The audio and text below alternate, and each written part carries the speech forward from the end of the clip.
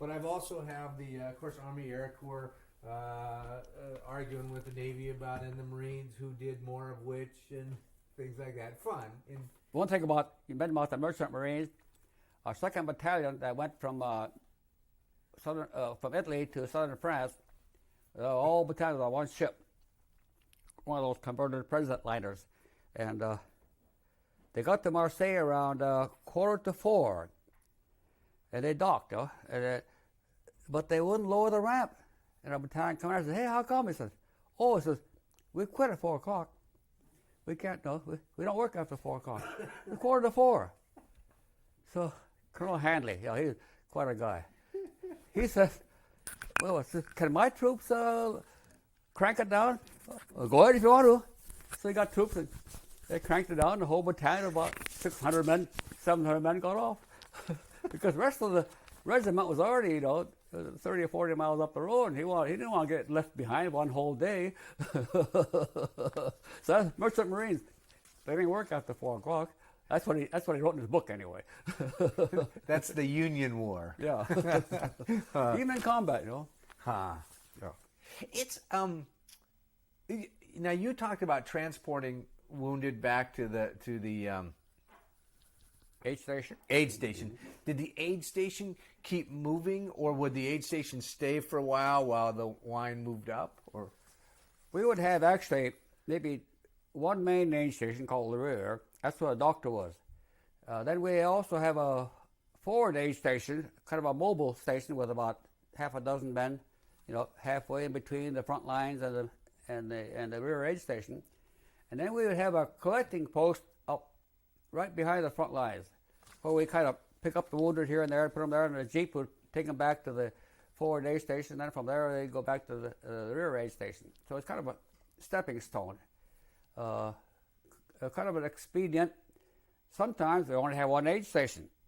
If the fighting is close, well, they'll do that, and they're protected while you keep them right there, so you won't have to have all the steps along the way. So depending on the situation, as to how far we have to haul them, because the longer we have to haul them, the more energy you expend, and we have to get rest once in a while.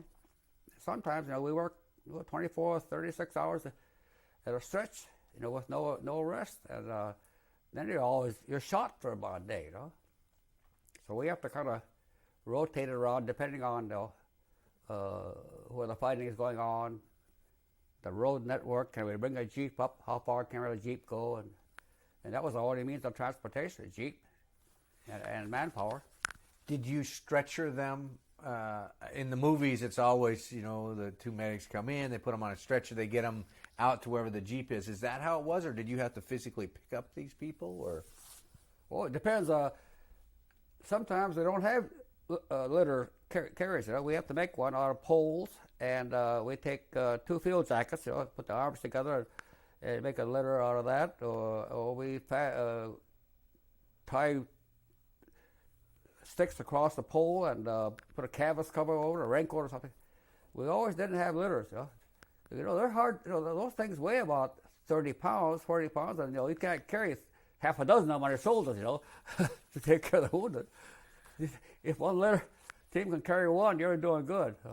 And actually, if all the litters are going back, there's nothing up forward. So we have to have, every time somebody goes back, he has to bring back a litter. But sometimes they don't. And were the aid stations pretty extensive medical, or was that again just to stabilize them a little more and then ship them off to somewhere else for? Well, back at the aid station, that's where we gave them blood plasma if they needed it, blood expander if they lost a lot of blood. They would re-splint if necessary. They put a better splint on a shattered bone or arm or whatever. They would check the wound to make sure it's not bleeding. That's about it. And get them out of there as fast as you can. The more people you have in the aid station, wounded waiting for evacuation, the less mobile you're going to be. If you have to move, you've got about 20 minutes to pack up and move. So you can't have a lot of people waiting around. So, especially when they're moving forward.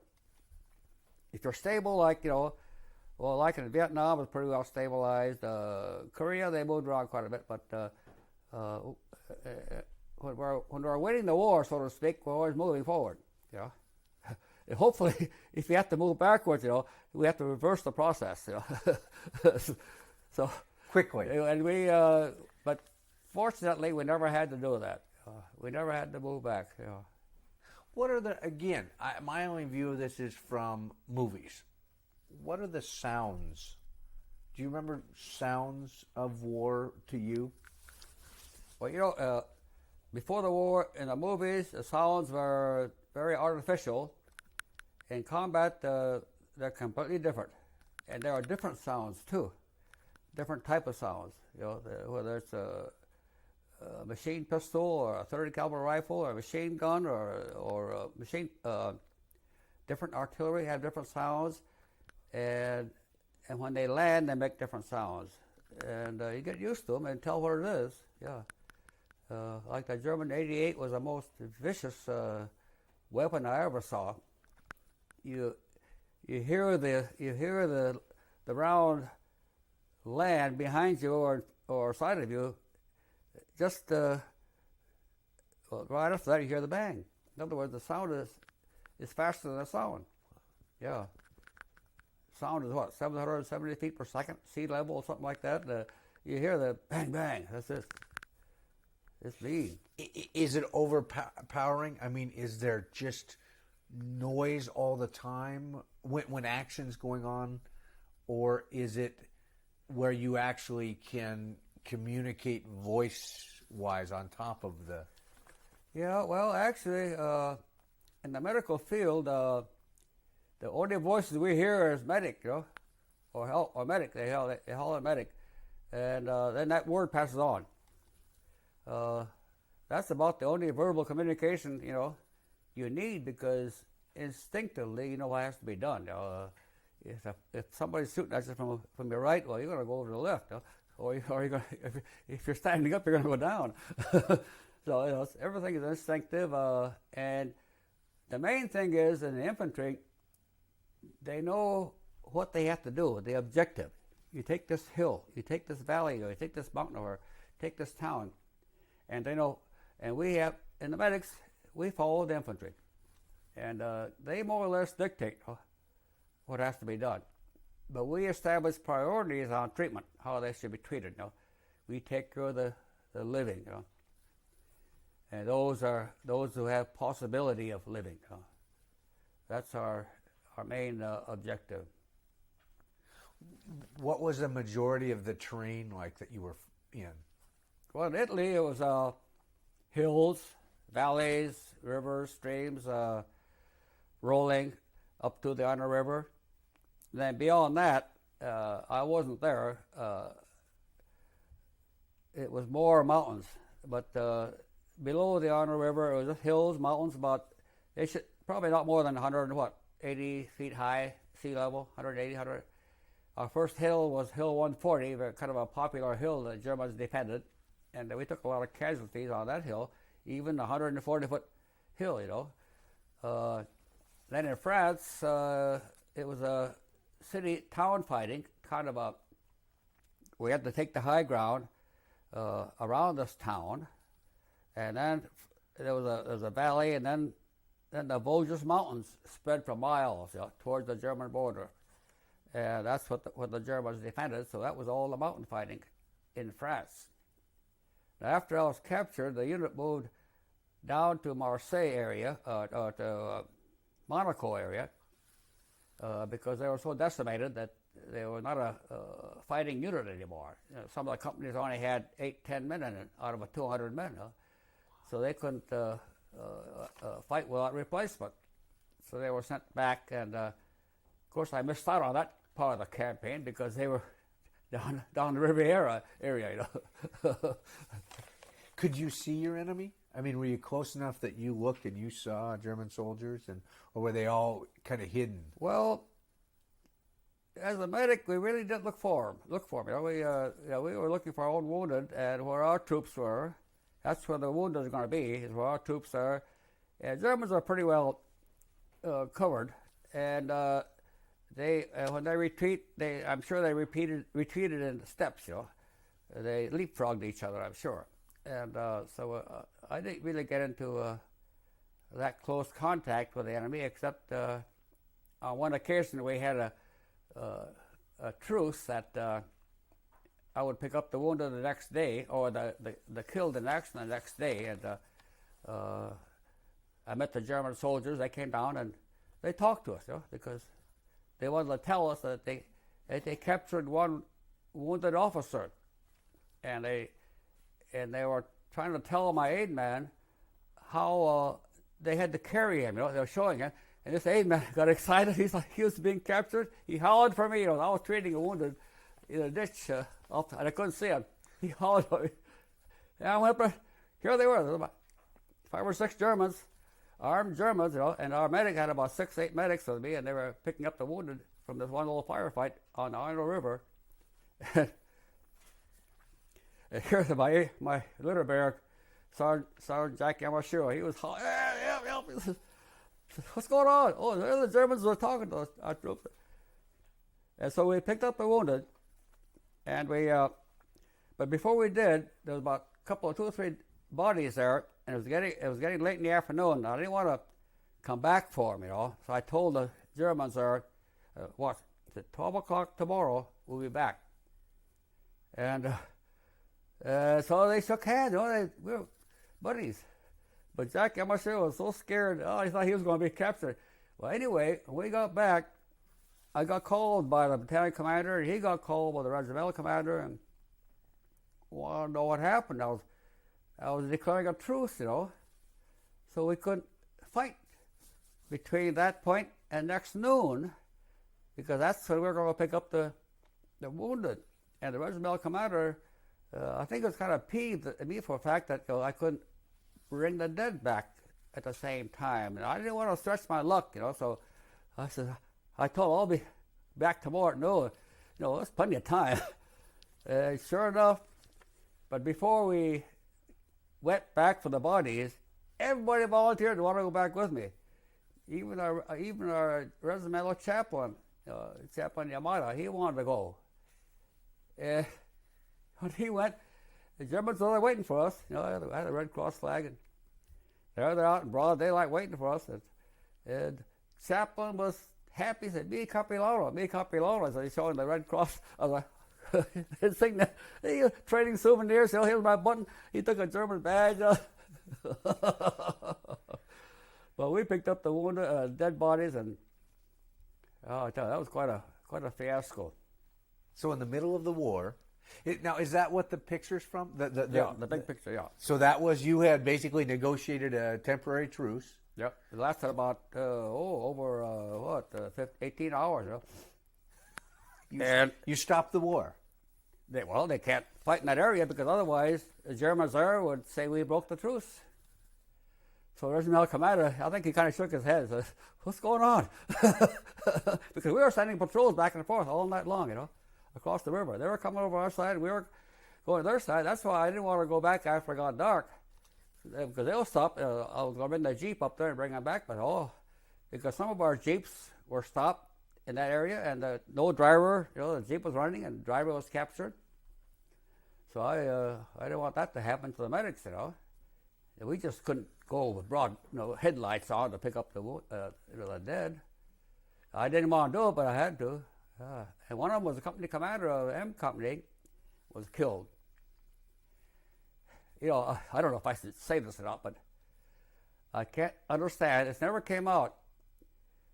The executive officer, Major O'Connor, was standing where they retreated after this firefight.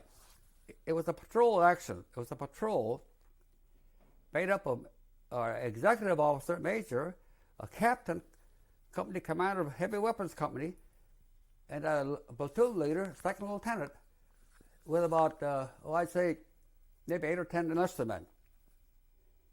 They went on a patrol on that day, and no fighting going on. So, and all of a sudden, they were ambushed as they got near the dike. The Germans were waiting for them. They just mowed them down.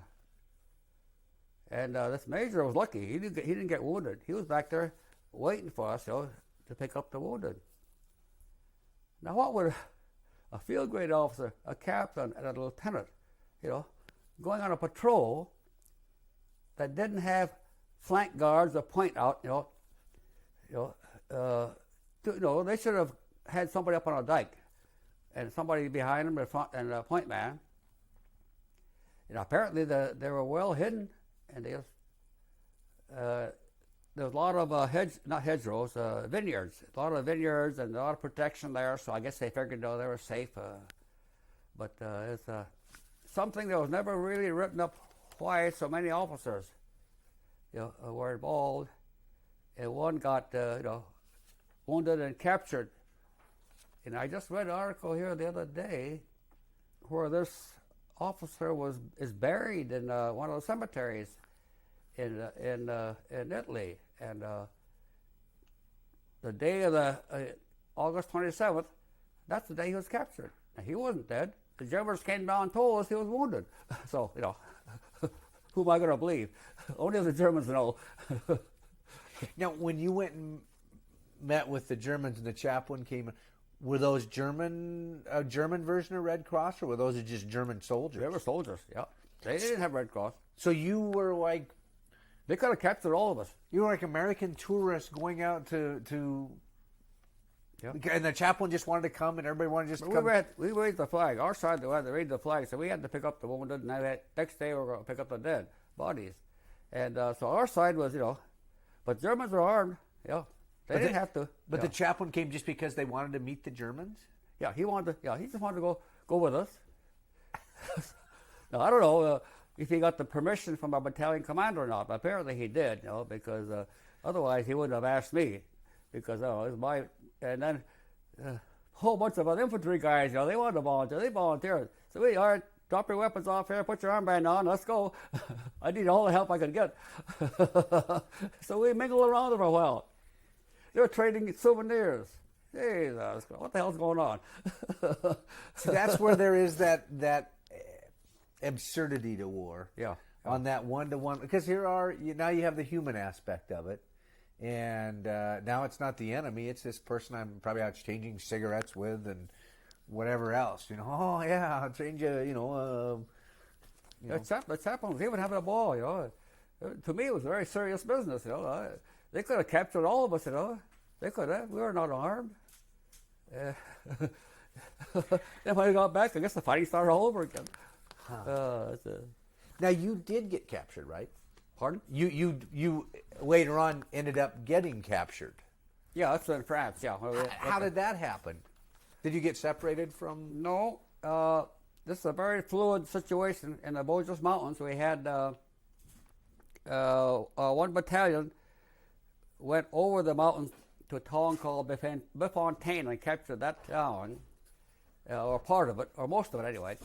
And it was backed by the mountains. And then our 3rd battalion was on the other side. It was about, I'd say good 3.5, maybe 4 miles away. And the 2nd battalion was in reserve, I think. The 100th battalion was in Befontaine. The 3rd battalion was on the, that would be north and west side of the mountains. At the same time, the 36th Division had one battalion about 2 miles ahead of our 100th battalion at Befontaine, and they were cut off. And our battalion also was cut off to an extent that they could not evacuate their casualties, and they're running out of ammunition and batteries for the radios, and so they had a party that came across the mountains to pick up the supplies, and they wanted help to evacuate casualties, so they called our battalion commander and wanted to know if they could have some medical help. So I had to be there, with 2 medics and one Caucasian medic who was helping us evacuate the aid station. So we said, okay, we'll go. We took 1 litter.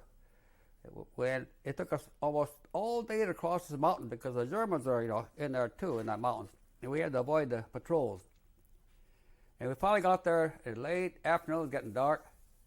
So it was like, hell, we can't go across the mountain at dark. And besides, 4 of us could carry only 1 litter, Actually, you used to have about 6 or 8 to carry the litter over the mountain. But there were 4 or 5 wounded, seriously wounded. There was 3 or 4 walking wounded. And so, okay, we'll stay here tonight and decide what to do next morning. We can't carry it, and the infantry couldn't afford to help us carry the patient back. And during the night, we picked up 2 or 3 more casualties. They got hit, bombarded, the outpost got hit. They had to bring them back, and there were litter cases, there were walking wounded. So actually, it was out of my hands. I was helping this battalion, but I was a lieutenant, so as a senior medic there, I don't know what happened to their battalion commander and their battalion surgeon and other battalion medics, but I only saw one aide man from their battalion, and he was kind of coordinating the evacuation. They had about 35 or 37 German prisoners that they captured. So they're going to go ahead and let these German prisoners carry the litters. They had makeshift litters. They had all kinds of contraptions that carry the litter cases. They had about 6 wounded in litter, had about 4 or 5 walking wounded. Okay, who's going to watch these German prisoners? Oh, we've got to have guards, infantry guards. So they had about 3 or 4 infantry guards, 2 on each side of this column. And by the time the walking wounded with the Red Cross flag out front, going through the mountain with about 6 litter cases, and then I had the 4 medics. We didn't have a job, see? All the German prisoners were carrying the litter cases. I said, okay, we're going to hang on the back because we might get into trouble. And if we get into trouble, just hit the dirt and stay there, or run for cover. And sure enough, about halfway back, we ran into a patrol, big patrol, about 40 or 50 Germans, I think, with a lieutenant. So it had to be a platoon, at least a platoon, or a small company. And we haggled. Now, I was way in the back. I couldn't see what's going on. We stopped. And there was an infantry lieutenant up front. He was wounded. He was a company commander of one of the companies, and there was a captain in a litter, and this captain rolled off the litter, and he walked by us, and this one German medic, hey, Captain, he walked right by me, took off. Where the hell are they going? That man in the litter is getting out and walking back. So I went up and looked, and by God, the German soldiers started coming up, and they started disarming our guards, We had about 3 or 4 infantry guards. And our infantry guards were pulling, hey, you're not going to take a weapon from me. But they outnumbered us. So finally, we became the litter bearers. The Germans helped us, they helped to carry us. And I recall that the German who were helping us with the litters initially were mumbling to themselves, hey, war's not over for us yet. I could tell that they're kind of just mumbling, hey, what's going on? Hey, we might still be going back to Germany. So it was kind of funny looking back on it.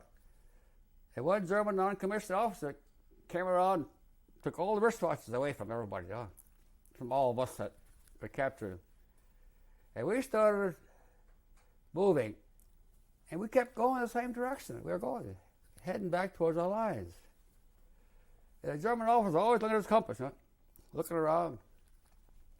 And finally, I figured we were pretty close to our lines from the day before, because our outpost was in the mountains. We were climbing a hill, a pretty steep hill. And we were just about the top of the hill when the German officer was down there with a compass, and a Frenchman with a wagon and a horse or mule came by, and he stopped and said, they were talking.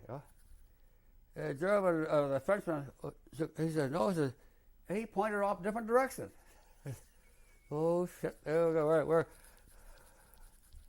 We're done now. I figured.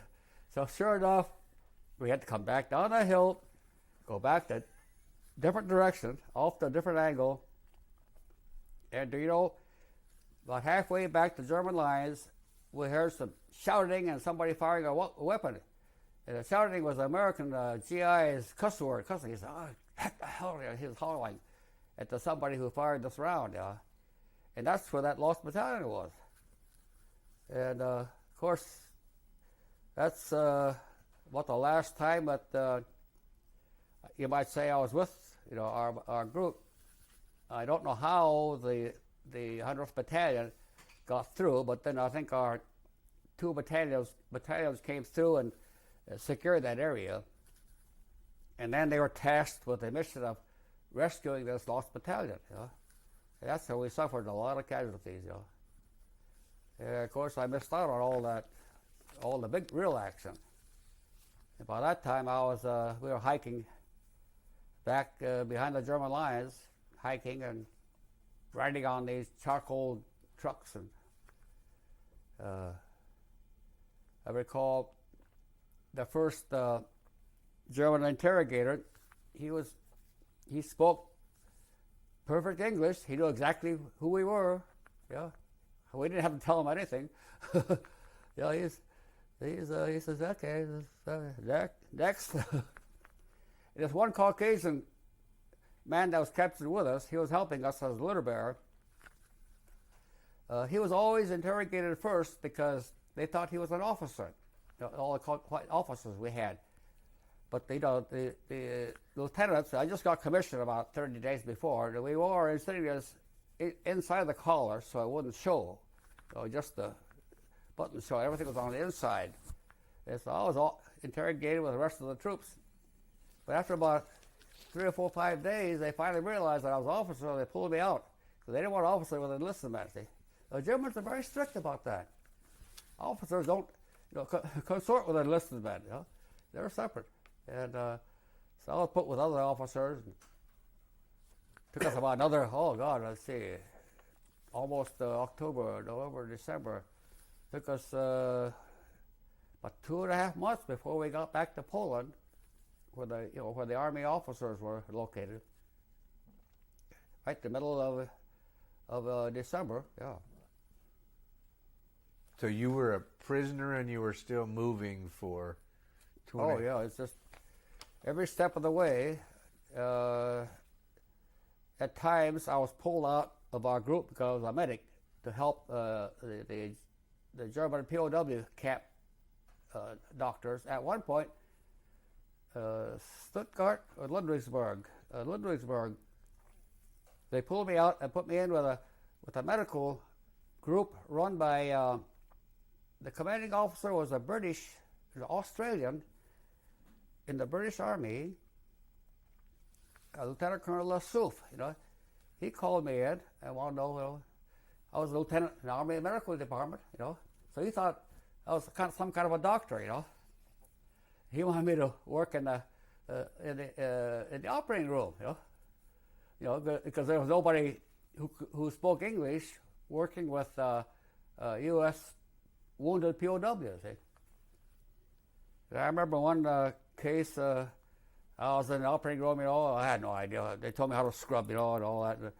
Put on a clean coat, and I was supposed to stand over this wounded soldier. He was being operated on for a leg wound, and they were going to put they call it extension, so that it keeps the bone apart. And he looked at me, because they were drilling a hole through his leg.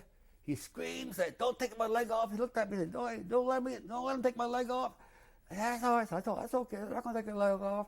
And he calmed down, but they thought he was going to take his leg off. They drill a hole through his leg, to put a pin in it to keep it stretched out. And I remember that kid. He was screaming.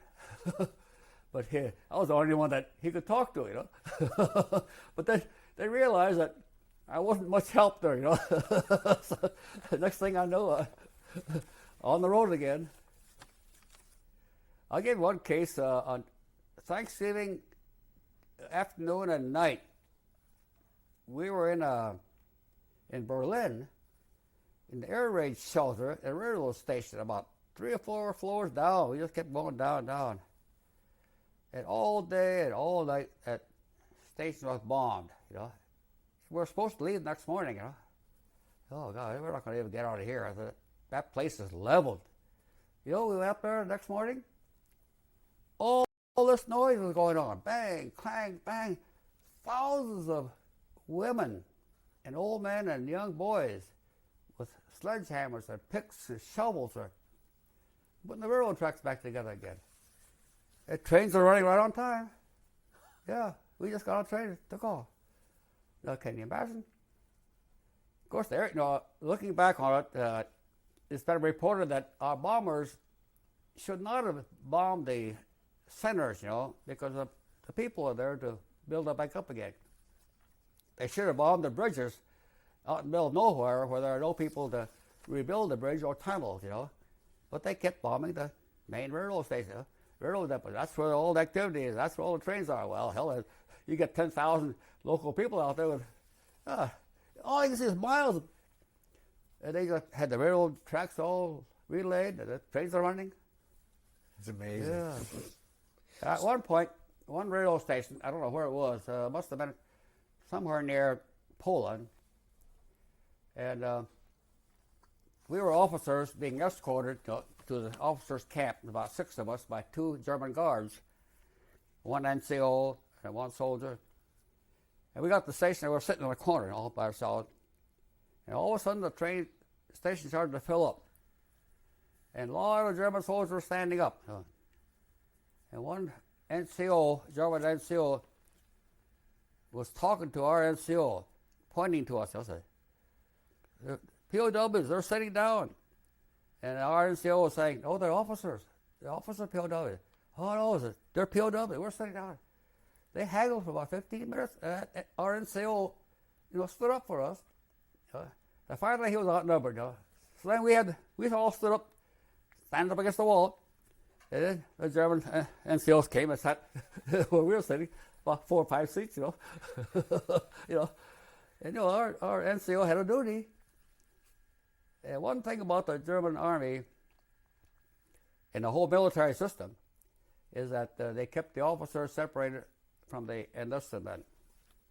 The officers could not work, but our enlisted POWs can work. Now, when you work, you get more to eat. Now, we were willing to work, to get more food, but then, we had to live by the German military code that officers don't work, and that's their principle. If they saw us working, we would be degraded, and we would lose face, so to speak. So we didn't work. But once in a while, the medics, we would get a privilege of walking outside, just as a medical group with the guards, for a stroll around the country for about 1 hour. Well, in the middle of winter, all the fields are cleared, except a lot of little tiny potatoes are on the field. So we would run out there, the German guards would let us go out there and fill our pockets up with little tiny potatoes, When we got back to camp, we would share it with other guys, What do you do? You can't, some guys ate them raw and they got diarrhea, right away. But we had to find a way to boil them, we had to concoct some kind of little container for boiling water. We wasted more time and energy boiling those little potatoes than the value of the potatoes. Looking back on it, it's humorous, but then it was serious. That was pretty serious stuff because we were getting about 700 to 800 calories a day. Wow. When a normal meal was about 3,500 calories. One C ration box, it was about over 3,000 calories for hard-working longshoremen. Keep him working for a whole day, but we were down to bare nothing. And the only thing that saved us was the Red Cross boxes. The Red Cross boxes came whenever the Germans decided to turn them loose, and so every time we got a Red Cross box, everybody got sick all over again because they gorged themselves with all the heavy cream and the corned beef and butter. But we lost a lot of weight. Only those guys who were heavy, could afford to lose weight. But those guys who were skinny to begin with, couldn't lose too much weight, and they they reduced their capacity to exercise, faster than the heavyweight guys. Where was the camp that you ended up? It was in Poland, place called Schuben. A German name was Schuben. It was about 60 miles north and west of Warsaw. So when the winter offensive started, though, we were one of the first groups to be evacuated out of camp. The Germans did not want us to be captured by recaptured by the Russians for some reason. So they moved us out in the middle of the winter. So where'd they move you to then? Oh, we just kept moving, hiking, anywhere from 18 to 25 kilometers a day through snow. We started off with over 1,400, and we ended up with about 400 at Hamelberg. Middle of the winter, we just kept, maybe 5-10 miles ahead of the Russians. And Germans knew exactly where they were, so as soon as they felt that we could stop, we stopped there.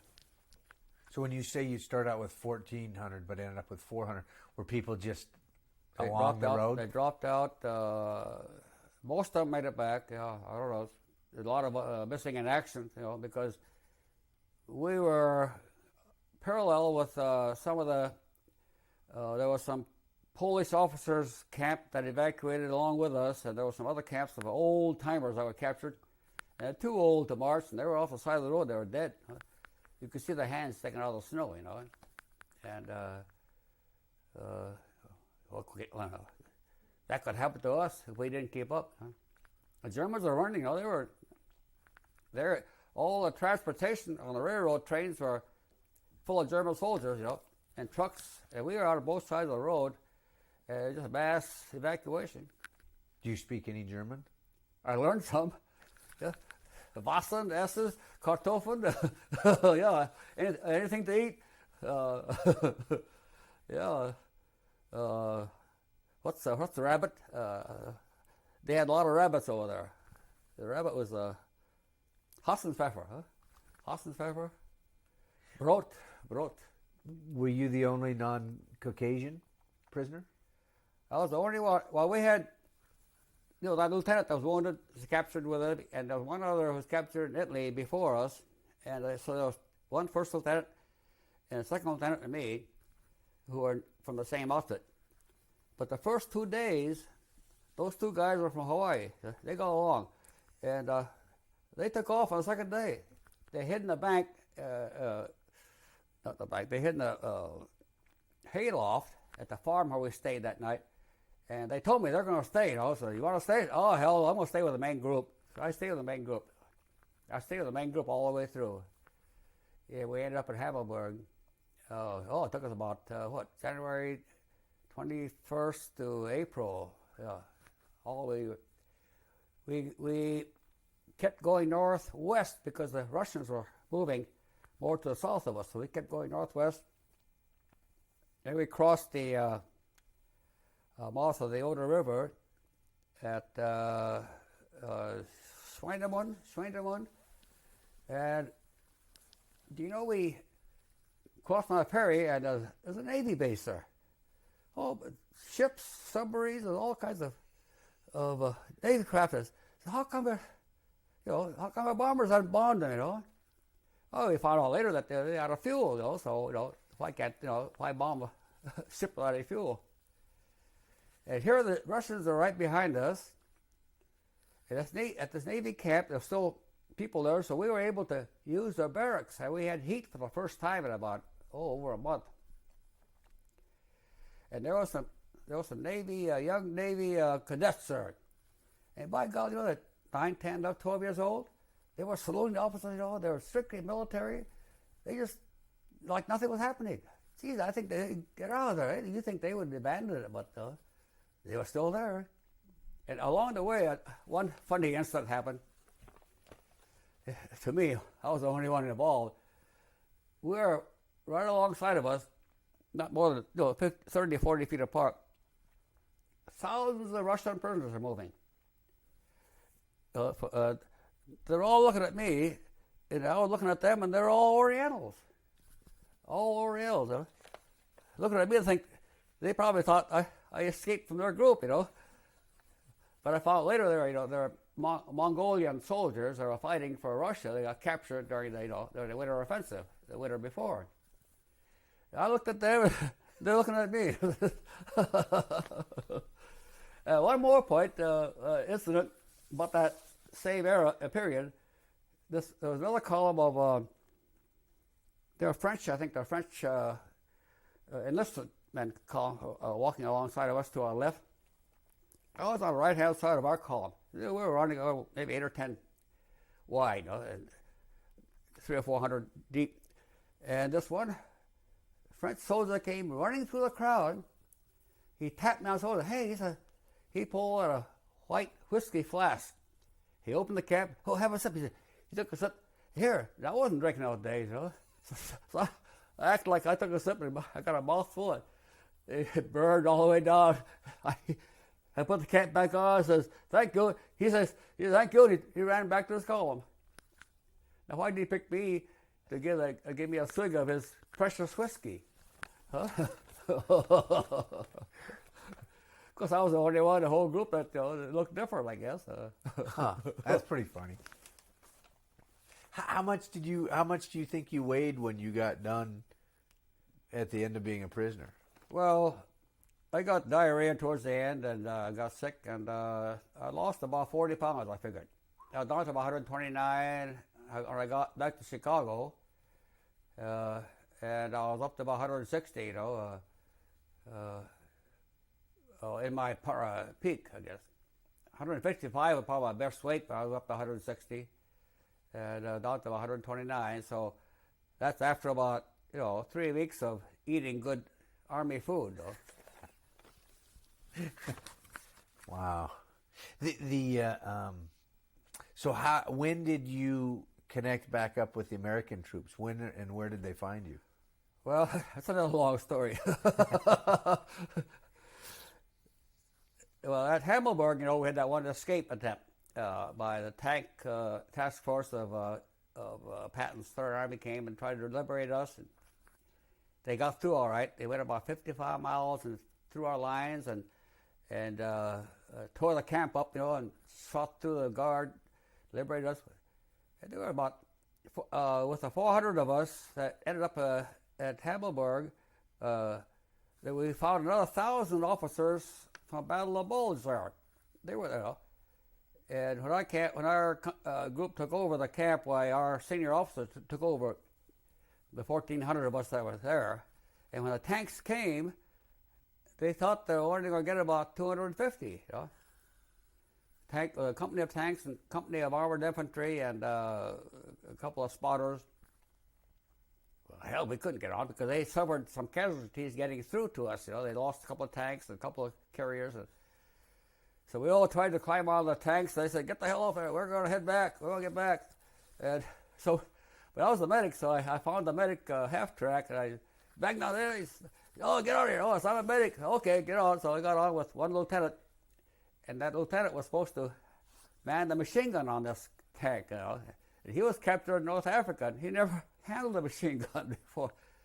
And we were stopped by the time we got all loaded up, ready to go.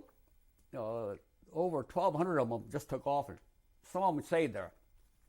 But I'd say maybe 100 of us got on the tanks and half-tracks to get back, and we started to go back, and then lead tank got hit, and then we had to turn around, and trying to turn around a column of tanks, you know how it is, a narrow road. We turn around, come back, get ambushed again, and both times the lieutenant was supposed to man the machine gun, never fired around, and he got chewed up by the wounded people that were in our tank. Fight that damn thing. I felt sorry for the lieutenant. That was the medic, so they couldn't chew me out. But we finally found ourselves trapped. We couldn't go anywhere, and we were down to about 1/3 of what we started with. And so me and a guy by the name of Pops and another lieutenant decided to go back to camp. And we were about, maybe 2 miles from camp, because we were going around in circles, trying to get out. And when we were about halfway back, we met 2 squads of German anti-tank troops coming our way, you know. And over here, we look like a bunch of refugees, you know, carrying sacks of this and walking around. And they let us through. This one lieutenant who's captured in North Africa, he could speak German, you know, pretty good German. So he told him that night before we got involved in this and that, oh yeah, go on back. So, and about that time, we heard a rumbling of tanks off to our, that would be to the west. And they were coming towards the area where we left our group, you know. They were outside of a hill, you know. And next thing you know, we heard the firing going on, and it only lasted about half an hour. I think they were done for. And that night, you know, we were back in camp, and the remnants of that group came back into our camp. So we were all back together again. That next day, though, boy, they hauled us out of there. And the Germans really secured that area because they knew that if a tank column like that could go 55 miles through their lines, you know, well, there might be another, you know, armored division following them. But no. In Patton's book, he says the only mistake he made during the whole war was not to follow. He did not follow up that task force with a combat command, which meant one brigade of armored troops, you know, 1/3 of or half of an armored division, and he could have secured the whole area. But what happened was that, reading his book, you know, and Eisenhower's book, they changed the boundary line between 3rd Army and the 7th Army, and his army was supposed to stay away from that area. But his chart shows an arrow going towards Hammelburg, about 50 miles outside of his border. Then all of a sudden, next day, that line was erased. They erased it. So there's no answer what happened to that task force. You know, just, they were gone. But then I ended up at Nuremberg with the rest of the group, and from there, our original group got kind of scattered. And I don't know how I happened to get scattered, but I ended up with different groups, and that Nuremberg camp was a whole city by itself. There must have been 30 or 40,000 prisoners there. God, over half of them were Russian prisoners. They were on one side of the camp, and all the non-Russians were on the other side. But we are split between Serbians, the French, the British, officers and enlisted men were also separated. But I got in with our U.S. group, and about 3 weeks before the war was over, the Germans decided to evacuate the camp, except the Russians. And even then, you know, our column started to move out, and the word got around that we're heading down towards the Alps. You know, they're going to hold us as hostages. You know, so well, I felt that in the back of my head. I don't want to be a POW any longer than necessary. So the column started to move out around 7 o'clock in the morning, and around 9 o'clock was still moving. So we had to take turns. You know. The opposite way, the front way to the back went first because I guess he got the earliest group, and we were the late group, so we tail end of the column. And I looked to make sure I knew which way we were going. We crossed the bridge, went by the woods, and in about 2 hours out of Nuremberg, we were strafed by our own planes because I saw this long column of people moving. They thought that it was German troops, you know,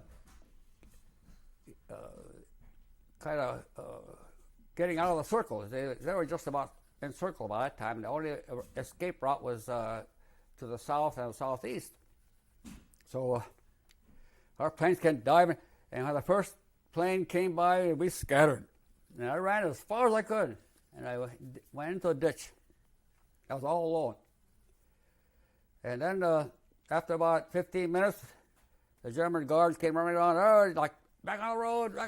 So everybody got up, went back on. I stayed there. And when it got dark, you know, so I'm going to go back to camp, towards camp anyway, because I knew that would be a safe place, and hide out somewhere. But before I did, I buried the knife and fork and spoons that I had, and some pictures that I had, and I put it in my Prince Albert tobacco can, and I buried it in this little ditch, where a depression in the ground, like a bomb crater, like, you know. I don't know what it was. And it got dark, and I was stumbling around, or I fell in ditches, and you know, I walked through German gun emplacements. I could hear Germans talking, you know. It was all blacked out. I could hear them talking. It was about 8, 9, 10 o'clock at night. And I can tell because I look down and look up in the sky and I can see the antennas up there, you know, at a gun emplacement. And I crossed ditches and I would taste the water because I had to have water if you're going to hide out for any period of time. And every bit of the water was real acid tasting, you know, like chemicals. So I walked all night, and early morning, it was still dark. I found a place right across the POW camp.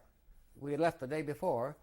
There was a stream there, kind of nice running creek with clean water. So I fill up a canteen of water. I put 2 halazone tablets in it, shake it, you know, for 30 minutes, and then you can drink it. You know? It's like drinking chlorine. You know?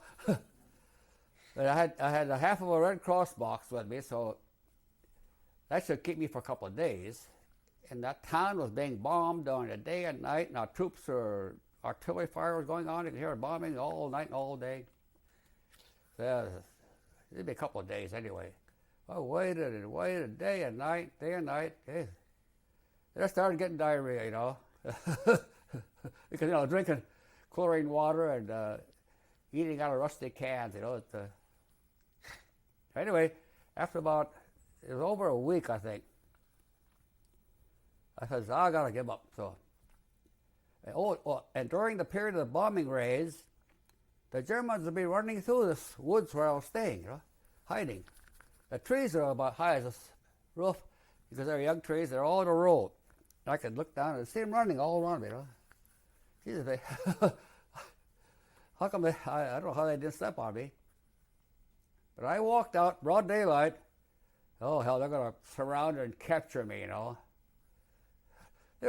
People are walking, bicycles going back and forth. They didn't look at me, you know. I walked up to the gate about 200 yards, you know, when I walked out the road. There was a guard there. I said, let me in. I said, es bin ein Kriegsgefangenen in Deutschland. Verstehen Sie? I said, get the officer. So he took off. He got somebody who could speak English. He looked at me, opened the gates. He said, you want to know what happened? Well, I told him, well, I left here about a week ago with that big group that went out. You remember that group? He said, well, I got sick and I got lost, and he looked at me and he kind of shook his head. He didn't quiz me, so he put me with some more American officers that were Air Corps officers. They got shot down, you know, around Nuremberg. They were there, about 25 or 30 of them. And the dispensary that was handling our group was run by Serbians. The Serbian doctor and a medical administrative officer who knew English. But he wanted me to help him. So I was American liaison between the Serbians and the American Air Corps pilots, you know. And you know how Air Corps pilots are, you know, they're pretty cocky, you know. So he wanted me to be the buffer as a brand new lieutenant against captains, Army Air Corps pilots. But I had fun, you know. And about a day before we were liberated, a German doctor came through, or German officer, and word got out that all able-bodied American officers will leave, you know, in first thing in the morning, out of here. So the day of departure, this German doctor came around and checked everybody in the dispensary who was sick. Well, the Serbian doctors put me to bed and told the German doctor that he's sick, Kranken, you know, he can't go on a hike today. And sure enough, the German doctor came. He felt my brow, you know, it was kind of wet, it was kind of damp, you know, and but it was diarrhea, you know. I probably had a little fever. So he went to the next guy, you know, and he picked up 3 or 4 guys that he felt that weren't sick enough, so he moved them out. Now, we don't know to this day what happened to that group. They're mostly Air Corps, so I guess they have their own group, POW group that, they call them the Stalag, Luftwaffe. German Air Force took care of all the German officers and NCOs, German guards. So they have their own system, and I'm sure if we really researched it, we probably could have, we got the dates and places, and so could find out what happened to it, but nobody knows what happened to it. Huh. That's how I finally got liberated. So where did you ship back to then when they took you out of the... Well, to New York, from Le Havre to New York, and then from New York to Chicago, where my parents were. And here again, I was probably a junior lieutenant, but there were over 800 liberated prisoners from New York to Chicago on this long train, all-night ride, and they put me in charge. Yeah, there was lieutenant colonels, majors, and captains there, but I'm in charge of this dumb train, full of 800 liberated prisoners. And every train stop, they took off on both sides, looking for whatever they could find, Coca-Cola, milk, ice cream, or booze, or whatever. They come back, loaded down. How many failed to get back on, I don't know, but it's not my fault. I had this great big box of service records, That was my job. So when we stopped in Chicago, there was an officer there that says, "Here, take these, they're yours." I don't want to. How come they pick on junior lieutenants? I had no idea what I was supposed to do. This lieutenant colonel says, "Well, you better go check the mess car." What am I supposed to look for? I had no idea. So I walked in there. What am I looking for? The guys are hungry. They'll eat anything anyway, That was my experience of liberation.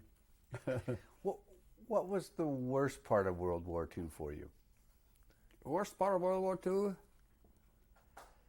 Well, actually, I would say parts of Camp Shelby training where I didn't know what I was doing. As a first sergeant, I was a buffer between the senior doctor and the enlisted men, and I knew what I was supposed to do. I was supposed to be in charge of the morning report, keeping track of what they're supposed to be doing, making sure the NCOs are doing their job and NCOs are doing their job, and it was just kind of jumbled mess. And the doctors didn't care, so why should I care?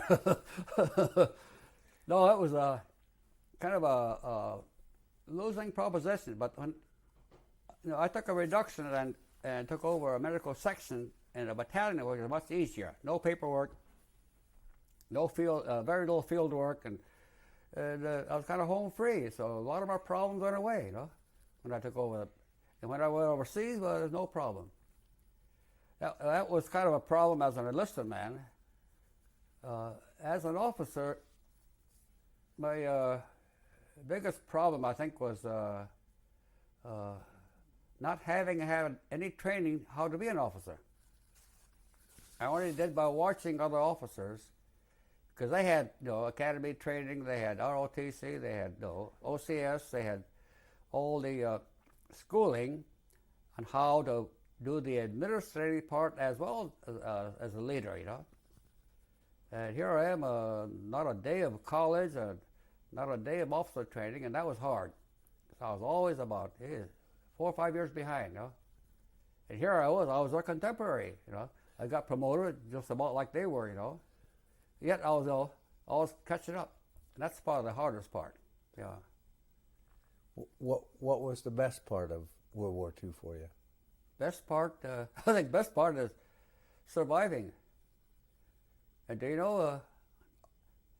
all during the period of combat, even as a POW, not that I'm that religious, I'm not that religious. I didn't feel for a moment that my life was in danger. I had no feeling of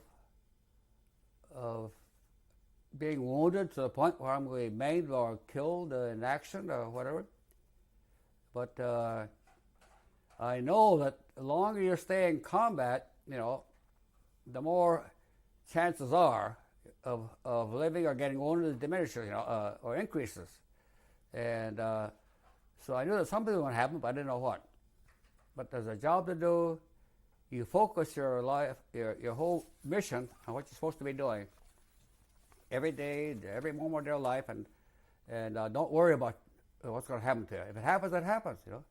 I've had people killed right in front of me. The whole head blown off.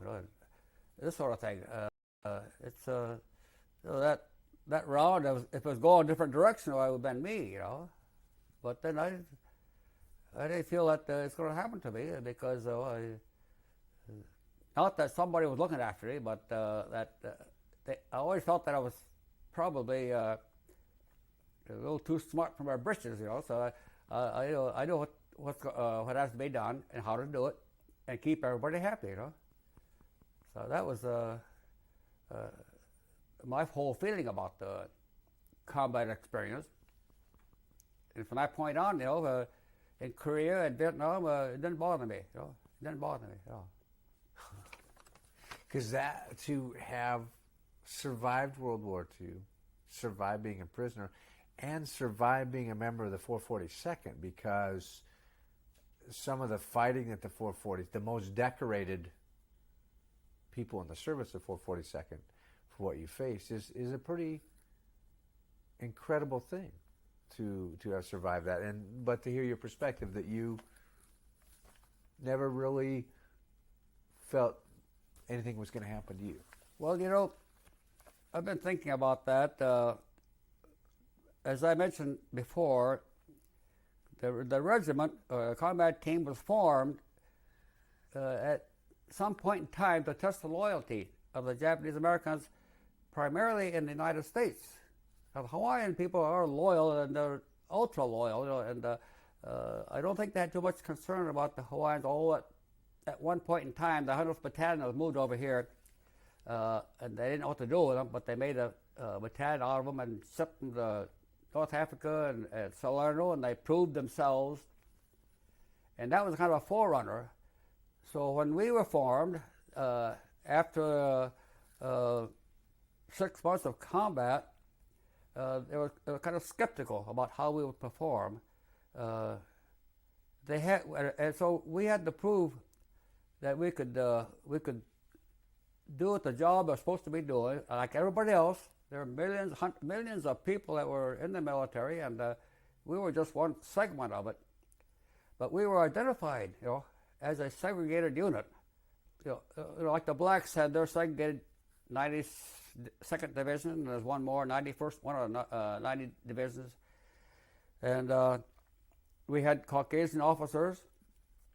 We had some, they say officers, we had a handful of them in our regiment. And we had to prove that we could, that we were unique, in that sense. So, when we went to combat, the first week in combat, the Normandy D-Day was the same week, 6th of June. We were in the combat just about that time. So we were kind of forgotten for a moment there. But at the same time, after we started campaign for about 2 weeks, the Army Stars and Stripes picked up Japs in combat in Europe, this sort of thing, and then it says first wounded or first decorations, and all that started to come up, and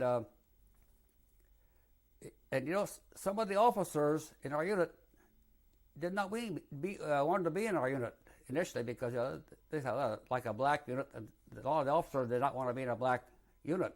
And the same way, segregated unit. But anyway, after the first few weeks in combat, there were officers who wanted to get into our unit because we were being publicized. And then, of course, the media picked it up, outside of the military media. And a lot of, not Ernie Pyle, but some of the other writers came to our unit. And we got in fact, from my personal viewpoint, I got bothered by some of the people, media people. Bothered, want us to stand around and take a picture. You know, what the hell? Here I am, you know, dragging out wounded and getting ready to go back out again. They want to be interviewed. It's a bull, you know.